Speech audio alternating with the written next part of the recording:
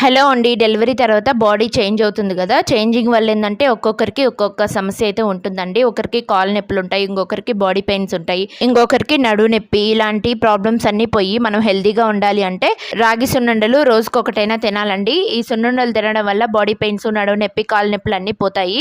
ఇప్పటికి కూడా మన అమ్మమ్మలు, నానమ్మలు ఇంత హెల్తీగా ఉన్నారంటే వాళ్ళు ఇలాంటి రెసిపీస్ తినడం వల్లేనండి. ముందుగా స్టవ్ మీద ఒక కడాయి పెట్టుకొని ఒక కప్పు మినపప్పు వేసుకొని ఎర్రగా అయ్యేంతవరకు ఫ్రై చేసుకొని చల్లార్చుకున్న తర్వాత మిక్సీ పట్టుకోవాలండి. మిక్సీ పట్టుకునేటప్పుడు ఒక 2 యాలక్కాయలు కూడా వేసుకొని మిక్సీ పట్టేసి పక్కన పెట్టుకోండి.